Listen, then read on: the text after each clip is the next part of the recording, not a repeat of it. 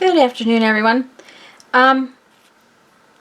Due to the fact that I have a couple of other projects that I'm going to be working on, I wanted to show you how to make ruffles with tissue paper.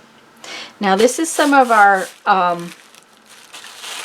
tie-dyed, hand-dyed tissue paper, and I will put a link to the description down in the description box and hopefully right up there in the corner on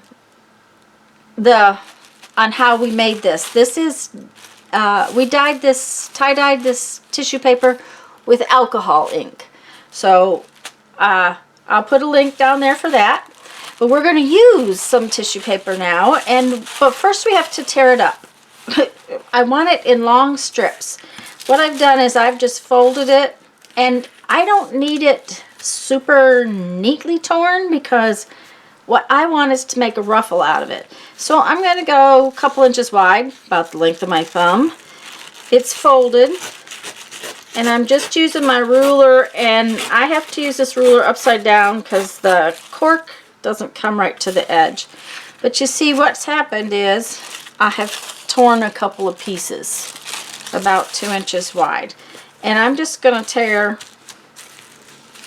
a fair amount of this piece up.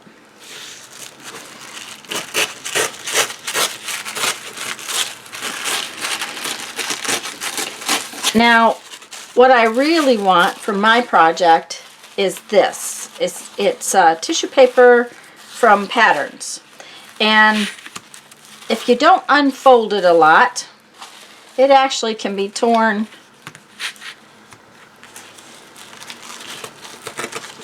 It's a little harder to tear. Take it easy. And you see, it's varying widths, but that's okay for what I want to do with it. So I'm going to tear up some of this. Now, I also want to tell you that this is stronger than you think when you get it in a bunch of layers. If it gets too hard to tear, unfold it a little bit.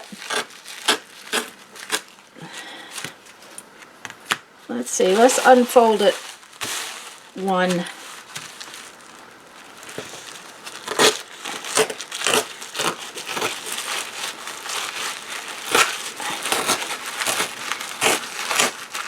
Now, because it's not neatly folded up, this strip is going to be much more organic. You see, but it's also really long. Okay? So, you're going to want a bunch of these strips all torn up. I will also tell you that plain white tissue works. Any kind of tissue paper is going to work for this. The other thing is always make a note that this is your pattern tissue. It's not all the same.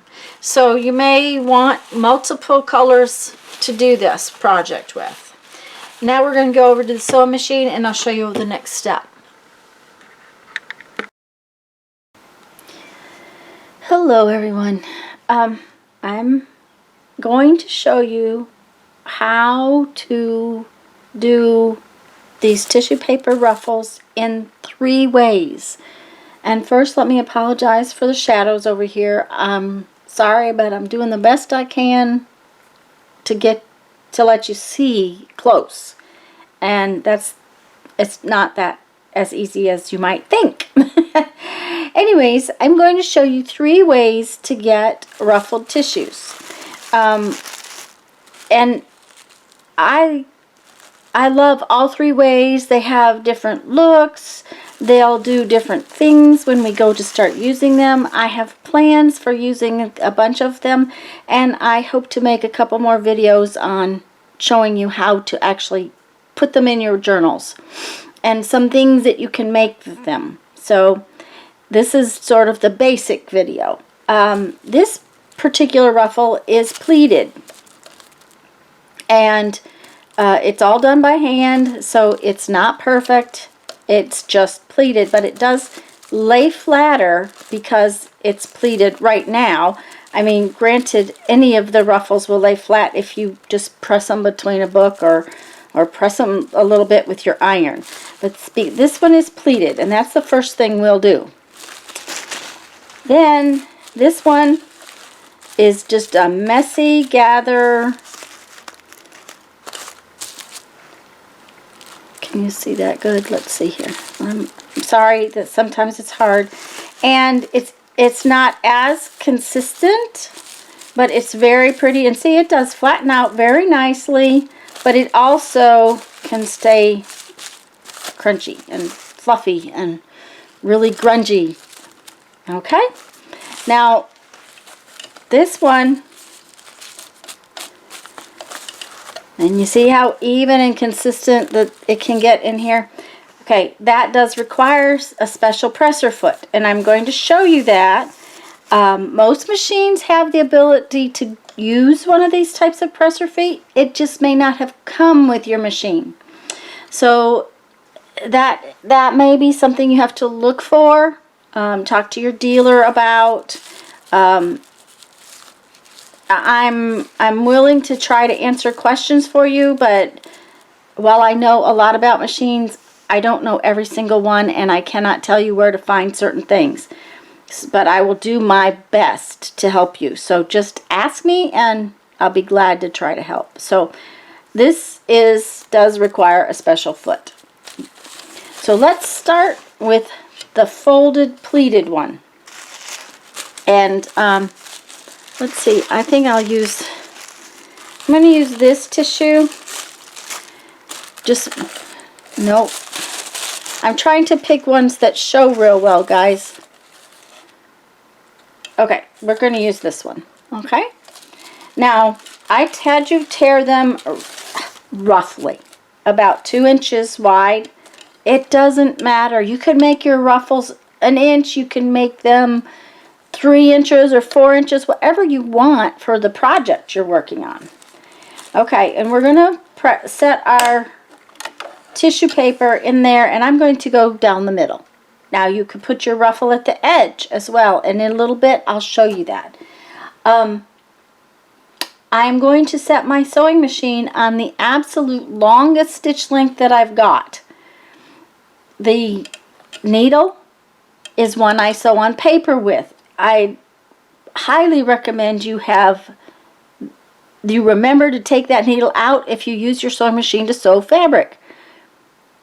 Fabric has fibers that separate. Paper gets punched, so the needle wears, and you need to clean and oil your sewing machine every time you sew on paper. It is just, it's absorbent, it absorbs the oil, and that's the last thing you want to do is to run your machine dry.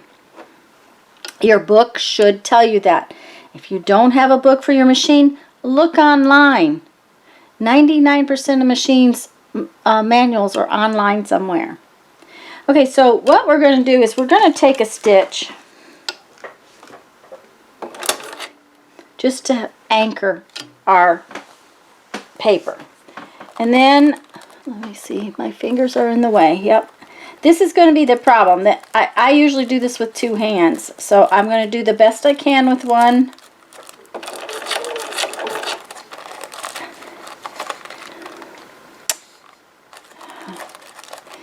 What I do, is I fold it. Okay, it's very hard for you to see. Okay, let me see if I can do this.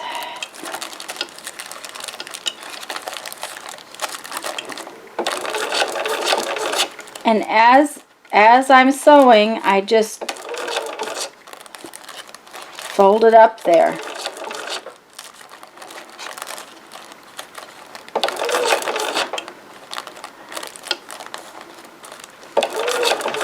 And I just push it up, fold it over. It's not perfect, but doesn't really need to be. This is for my journal. If I get a ruffle instead of a pleat, and really that's what we're doing here. Instead of ruffling, we're actually pleating because we're folding flattened pieces.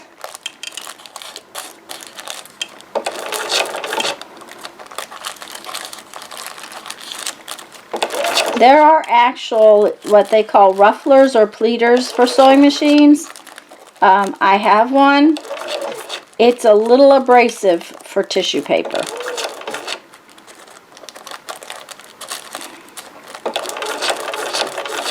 Now, with two hands where I can just fold it quickly, it's a little faster.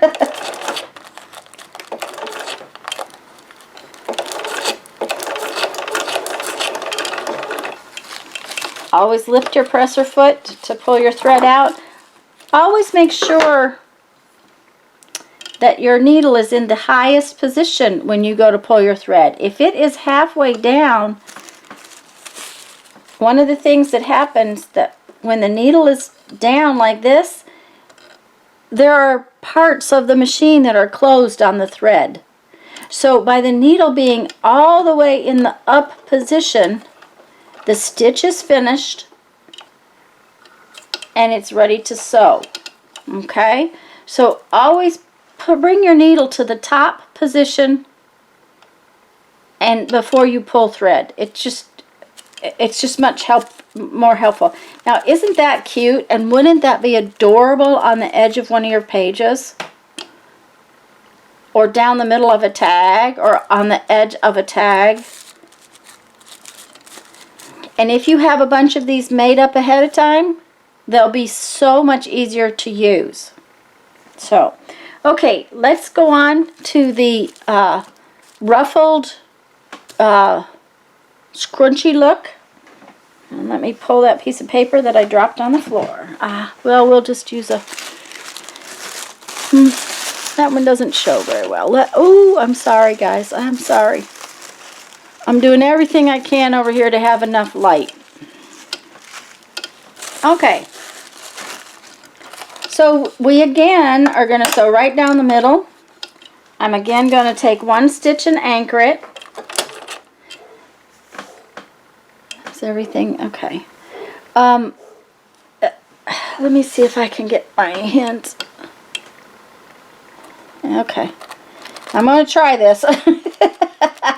Okay, it takes two hands. I'm sorry, it just does. This time, instead of pleating it, we're going to just squish it. Let me see if I can squish it with my finger. Yeah, maybe I can. Okay, we're just going to squish it up here. And again, the stitch length is as long as it will sew. And we're just going to squash, keeping things as flat as we can. Can you see that? Yeah, okay. And the more you squash, the more ruffles you're going to get.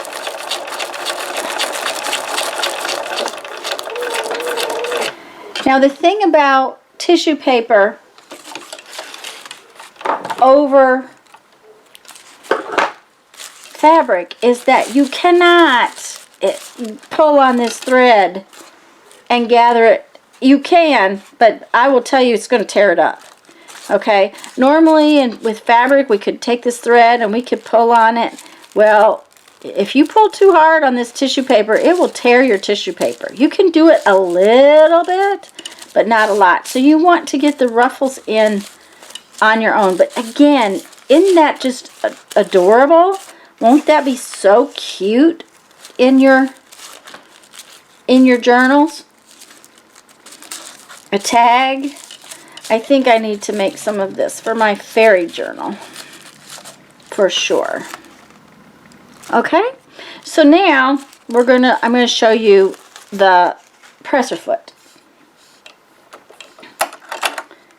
Notice this is a regular presser foot. It has a pretty smooth bottom. It has toes that go up in the air so that it can ride up and over your fabric. It has a slot for your thread to go in and out. This one happens to have a center line. Now, not all of them do. Presser feet are all a little bit different. These are Bernina presser feet. The way they go on the machine is a little different. It's missing its little screw back here, but it moves. Okay, this is a regular sewing foot. It has a place for the thread to come out the back. Okay. this is my gathering foot. Okay, now my gathering foot is unique to the Berninas, but it's not unique to sewing. Oops, let me move that.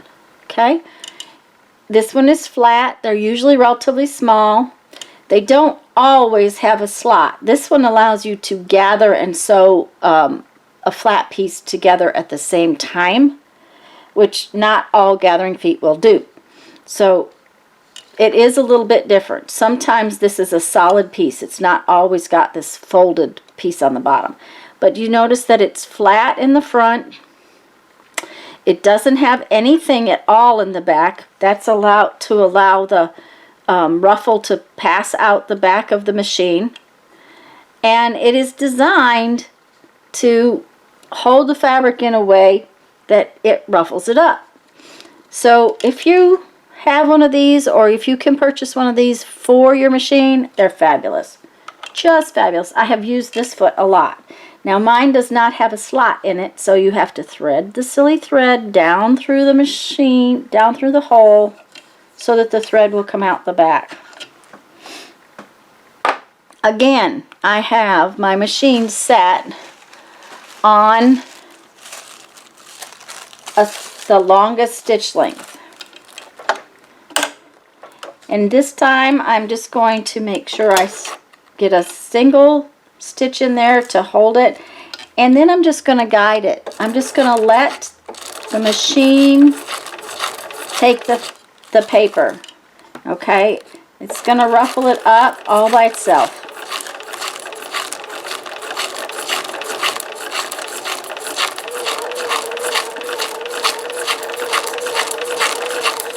I love that little crunchy sound. There's a fuzzy on my tissue paper.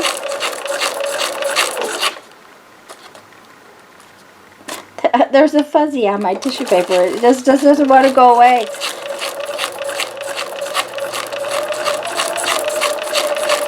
This presser foot just takes the work out of it for you.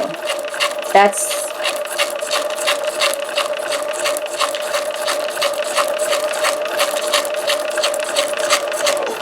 okay.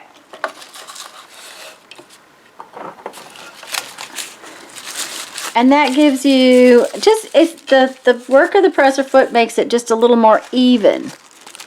I still just love my own squashy stuff.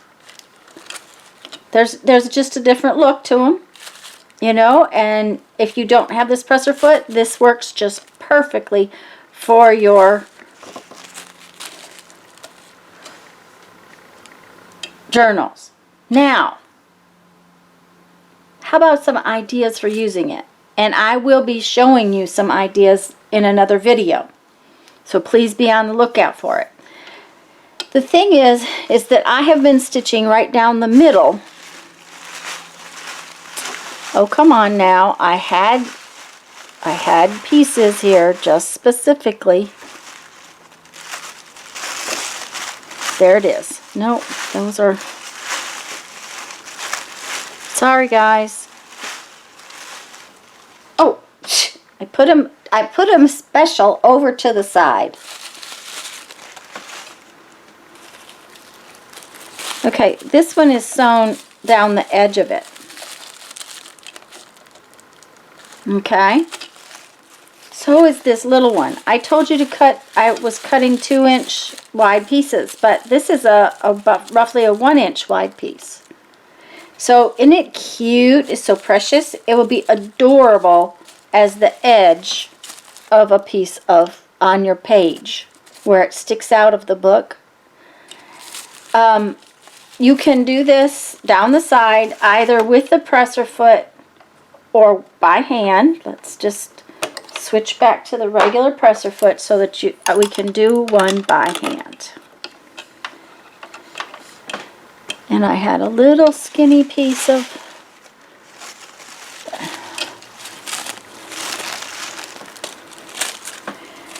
this is just a little skinny piece, and what we're going to do this time is we're going to put our stitches right along the edge, or at least close to the edge.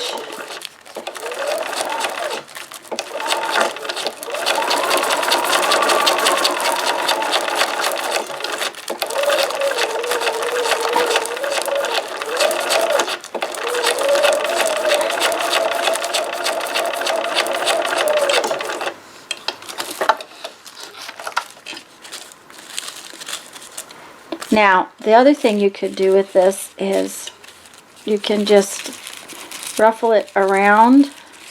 Let me just, can you see? Yeah.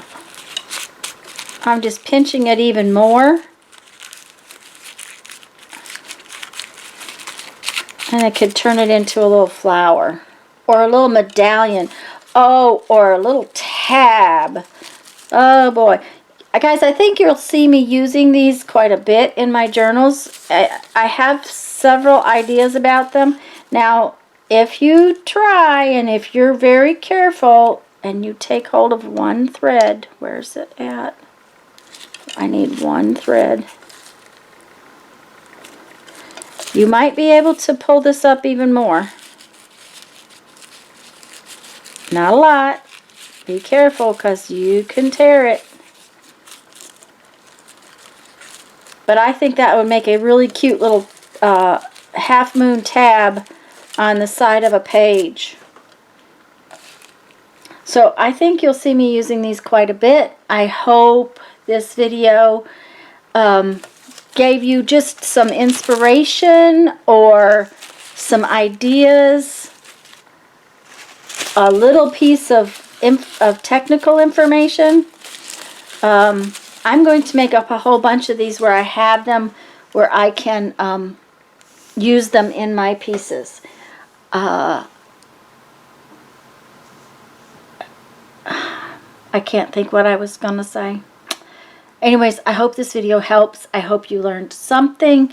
And thanks for watching. Go have fun. Make some art. Bye-bye.